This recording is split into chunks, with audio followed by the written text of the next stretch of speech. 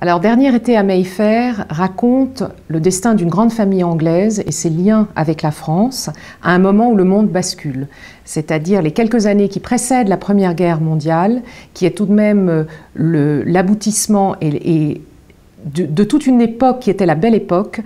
où c'était un monde de vertige, c'était un monde d'innovation, c'était un monde de violence, parce qu'il commençait à y avoir des luttes entre les classes sociales défavorisées qui voulaient participer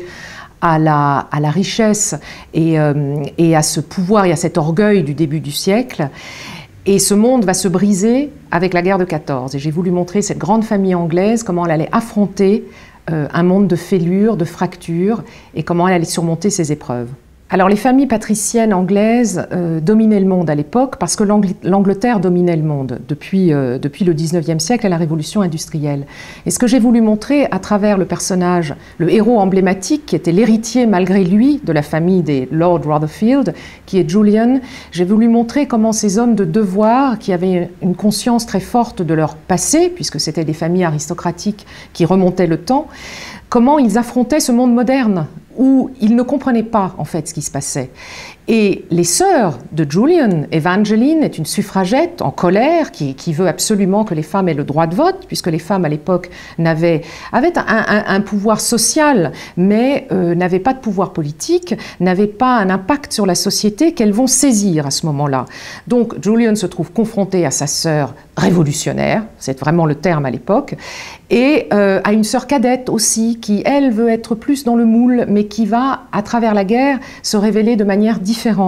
Donc ces grandes familles qui dominaient le monde voient monter une autre catégorie sociale, qui est la bourgeoisie, qui veut les mêmes privilèges, qui les obtient, qui a une force et même une violence sociale qui va surprendre des gens comme Julian, qui va surprendre des gens comme Evangeline. Et ce qui est intéressant, c'est de voir comment l'argent change de main, comment ils vont s'adapter. Et ces grandes familles aristocratiques sont portées par un pragmatisme qui leur permet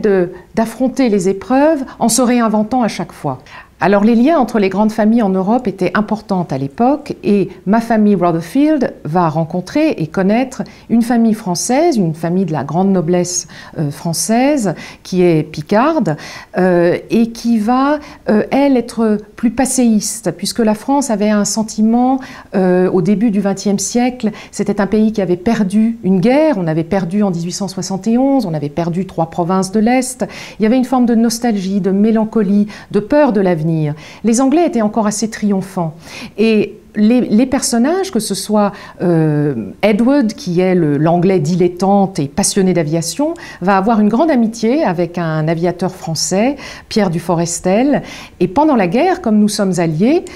cette amitié va vraiment se construire à travers les épreuves. Et ça, j'ai voulu montrer comment nous étions très proches des Anglais et comment les Anglais ont joué un rôle peut-être méconnu par pas mal de lecteurs pendant la Première Guerre mondiale.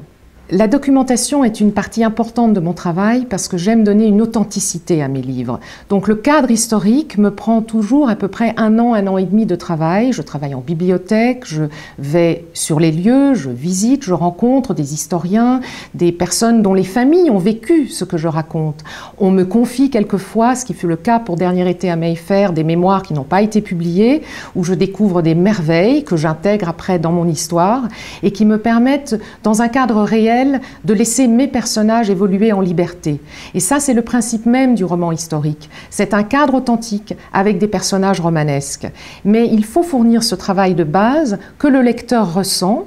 et qui nous permet après de tout simplement d'expliquer aux gens comment ça se passait à l'époque, parce qu'on comprend aujourd'hui, notre monde d'aujourd'hui, par le monde d'hier.